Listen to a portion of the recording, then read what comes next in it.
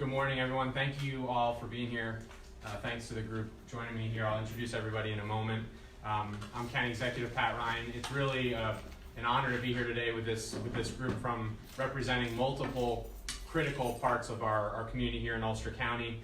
I'd like to welcome a few folks who are going to speak and then a few others who also joined us. I'll start with our Ulster County Sheriff, Juan Figueroa, Assistant District Attorney Mike Cavanaugh, Lloyd Police Chief, and also the President of the Ulster County Police Chiefs Association, Daniel Wage, Dr. Paul Padalino from Kingston City School Superintendent, and representing Moms Demand Action, Hudson Valley Chapter, Liz Roth.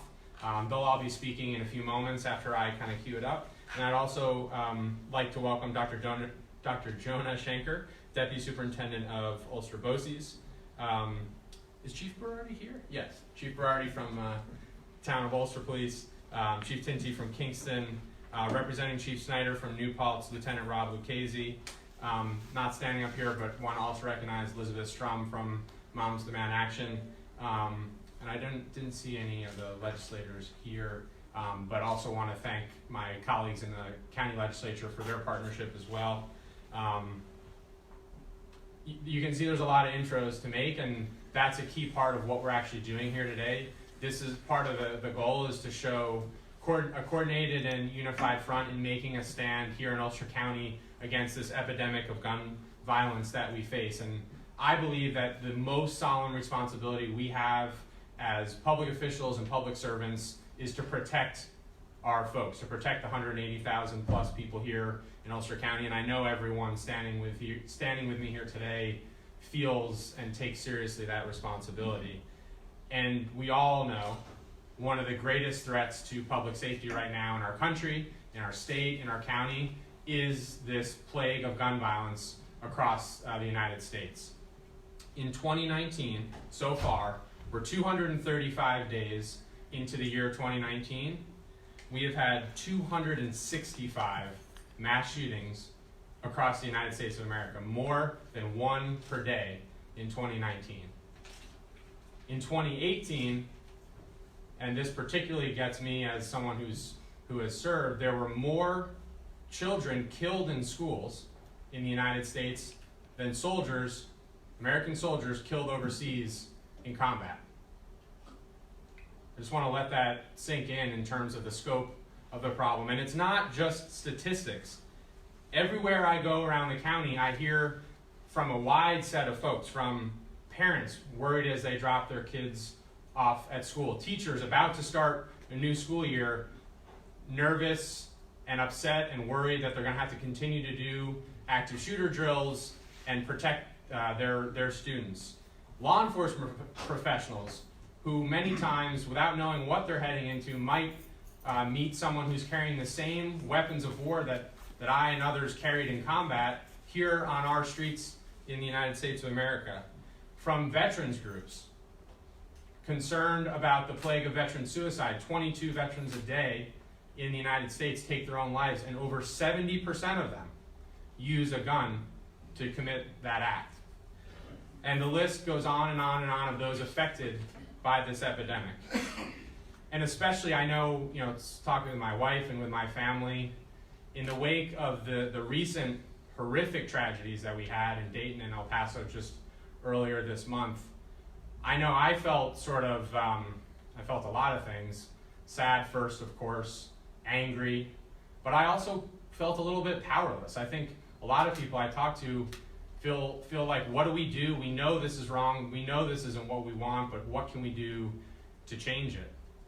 And I believe, and I think all of us here feel today, we are not powerless. We in Ulster County are taking action. We're saying enough is enough here in Ulster County, in New York State, in the United States of America, and there are things that we can do.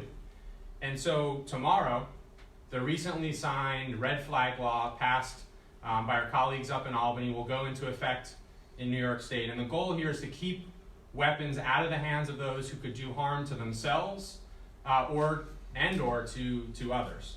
And I want to commend and thank Governor Cuomo, the State Assembly and the State Senate for passing this bill and really for their leadership on this bill. and I think I speak for everyone here, and others I think will echo this. This law is and will be a real powerful tool for a wide set of folks in our community to make sure we can actually keep people safe in Ulster County. And I am fully committed to the speedy and comprehensive implementation of this red flag law in Ulster County. We're here as a team, as educators, law enforcement, parents, to announce a comprehensive, coordinated plan across Ulster County to fully implement this law and to maximize the life-saving potential of this legislation. We've posted, and you can see a little bit of a cutout of it here. We've posted the recently released application for a temporary extreme risk protection order, ERPO, on our county website. We're distributing it across all of our schools with our education partners, our local police departments, and other folks. The forms are accessible to everyone. We want to make folks aware that this law is in place, that everyone in the community is empowered if they feel someone could pose a threat to themselves or others, to go to school officials, to go to local, state, or regional law enforcement, and to raise that concern and really follow on that obligation to be part of keeping our community safe. So working together, I think we can turn around what is still a really big challenge in our country, but this is an important and significant step, and it's going to take every single one of us having a piece of this and really staying coordinated and sharing information as we implement this law. So along those lines, I'd like to welcome Sheriff Juan Figueroa. He'll speak a little bit about his department's role in this, and then I'll come up and introduce a few others. So Sheriff, thanks. Sure.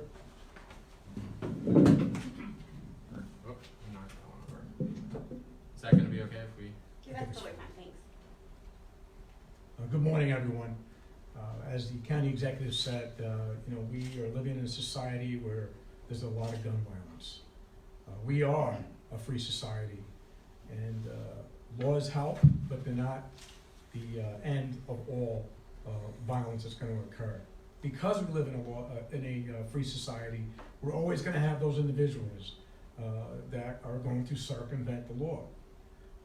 But laws do help, and our community and the people that we represent expect leadership to do something about the gun violence that's going on in today's society and world in our country. So action is needed, and action is being taken.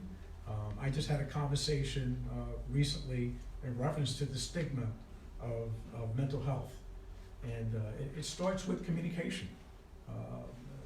The alternative of not communicating problems and issues with a loved one can be catastrophic. So we need to partner with our communities. We need the people that we represent to trust us and pick up the phone if there's an issue or a problem. I'm sure the chief, that I had a conversation with Chief Wage, he's going to touch on it a little bit more. But that really is a big part of what we're facing today, a lack of communication and how we communicate. Thank you. Thanks, Sheriff. Appreciate it. On that note, perfect setup from the Sheriff. I'd like to welcome Lloyd Police Chief Daniel Wage, also present and really representing the police chiefs of Ulster County. So thank you for being here, sir.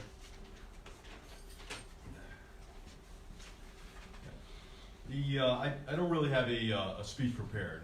I just would like to maybe share some of my thoughts, if you don't mind.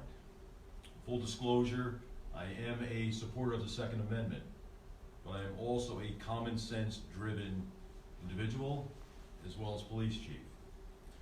With that said, most of us can remember when we could board a plane and we didn't have to take off our shoes, we didn't have to remove our belt, we didn't have to worry, did we put our toothpaste in our carry-on, and then frantically trying to get it out before we came up in line, as though we had a kilo of cocaine in our bag. Times have changed. These things are an inconvenience, but times have changed. These measures were put into place for good reason. The reason for this is that the world has changed, and we have to acknowledge that. coming back to the reason that we're here today is because of the unthinkable and ungodly acts that occur in our schools, our places of worship, our place of employment, and any places that people gather. It is because of these unthinkable acts that we're here today.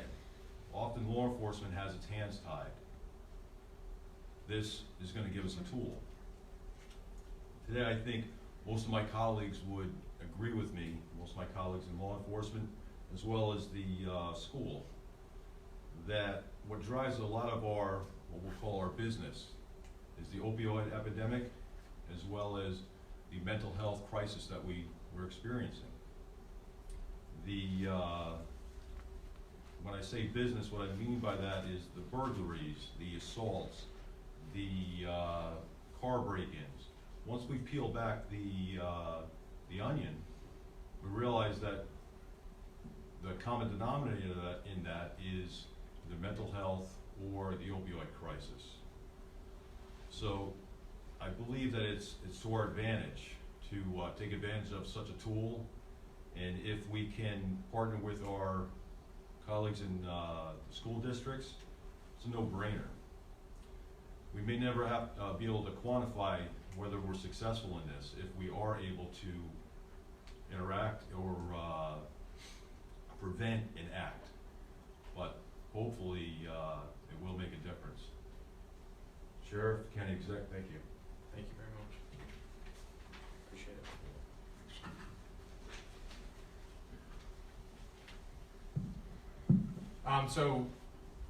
We've heard a little bit from law enforcement, but one of the other key stakeholders in ensuring success here will be another key component of our justice system, our district attorney's office. I'd like to welcome Chief Assistant District Attorney Mike Cavanaugh, just to speak a little bit about their office's involvement and key role in this coordinated effort. So Mike, thanks for being here. Thank you. Thank you all for being here, and I first want to take this opportunity to recognize and thank County Executive Pat Ryan for taking such a leadership role in this. Ultimately, it's going to be a team game. We all have to collaborate together in law enforcement, in our schools, with the executive's office, but he's done an outstanding job bringing everyone here today to promote this, make sure people are aware of its existence, because if people don't know that this is a tool, that this is an option, it's not going to get utilized. So thank you. Thank you very much for doing that. Now, this, I want to remind people that this county is only less than 2 years removed from what could very well have been a critical and catastrophic incident. Back in late 2017 and 2018, a student in Ulster County posted on Instagram some very disturbing messages that related to the Columbine massacre. And this happened just before the Lakeland, Florida incident. And after the Florida incident, after the school massacre that occurred there, another student who was aware and became familiar with the previous posts, a red flag went off, and I use that term intentionally. A red flag went up, and she told a school resource officer about what she had heard and what she had read. The school resource officer immediately went right to law enforcement, to the local police agency, and an investigation was launched. That investigation resulted in a search warrant for the student's home, and what that search warrant revealed was a cache of weapons, including a machine gun, silencers, and ammunition. So,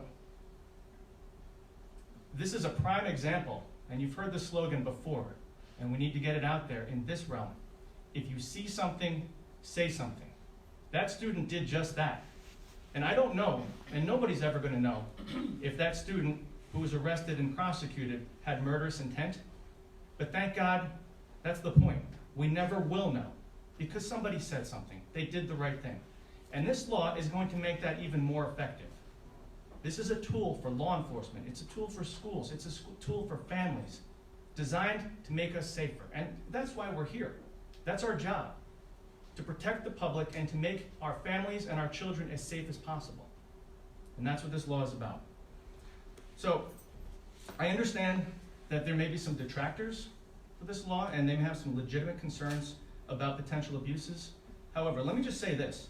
This law, again, provides law enforcement with a tool, and our judges with a tool that can help make us safer. And if this law serves to only save one life, then it has served us well. So thank you very much.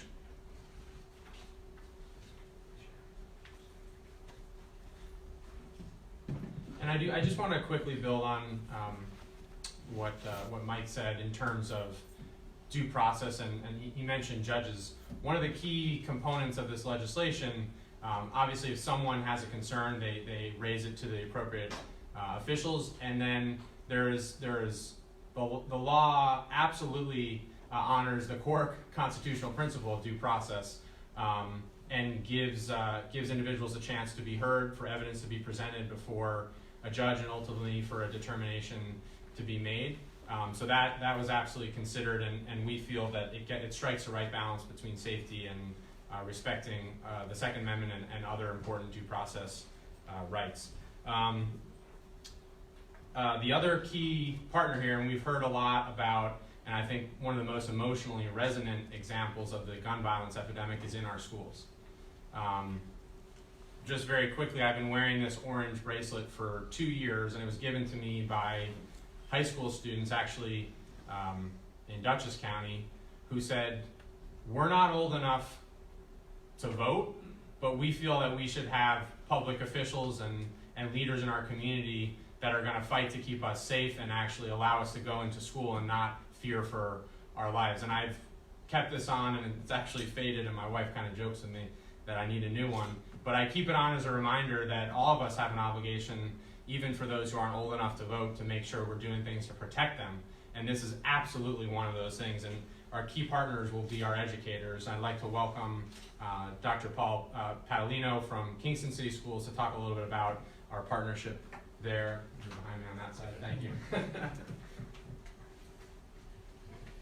First, I also want to thank County Executive Ryan for making this initiative a priority. And the Kingston City School District welcomes any law that's going to protect our students. I often say that I'm in charge of the education, health, safety, and welfare of about 6,500 students every single day when they get dropped off for school. And every single day I think about what did we do to make sure that nothing happens to those students when they walk through those doors.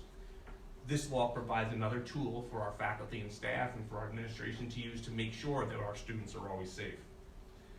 We look forward to collaborating with the county executive and all the law enforcement here to make sure that we are properly trained to identify these situations, identify the red flags in our community, so we can make these reports and we can really stave off possibly a real tragedy. While we know this is an important law, as an educator and as educators in the school districts, we hope we never have to use it. And again, I thank the county executive for bringing this quickly and publicly into Ulster County. Thank you.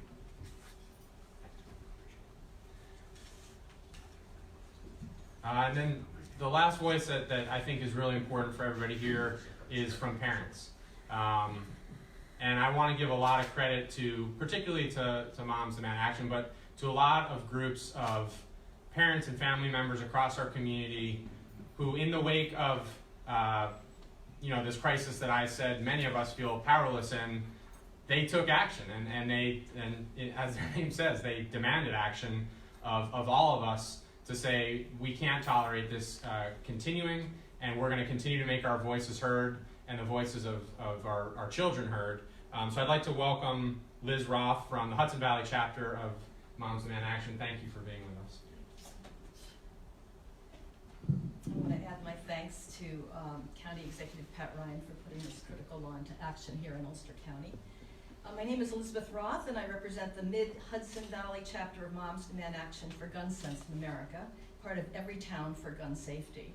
And I just want to point out that Moms is a bipartisan organization, and there are gun owners who are also part of this, part of Moms and Every Town for Gun Safety. Also, you don't have to be a mom, and you don't have to be a woman.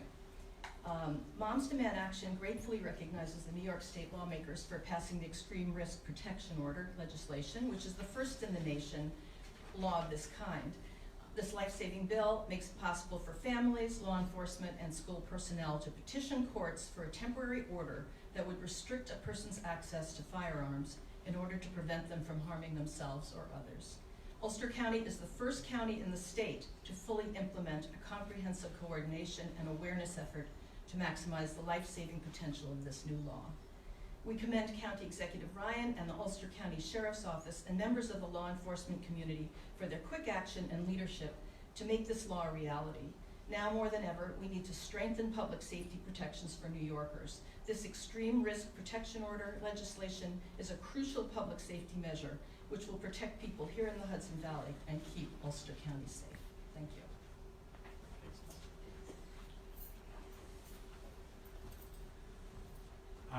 So those are the folks that we had set up for prepared remarks. But I did want to open it up to any questions that the press or anyone else had. Happy to answer those in terms of our plan to implement or anything along those lines, either for me or anyone here. Hi, Sadie Sapel from the Freeman. When somebody is wants to do this, say I've heard about it and I want to do this, what's the first thing that you do? How do you go about it? And others feel free to jump in. The key piece here is that there are a lot of different options for someone in terms of what they might feel most comfortable with and who they might feel most comfortable approaching.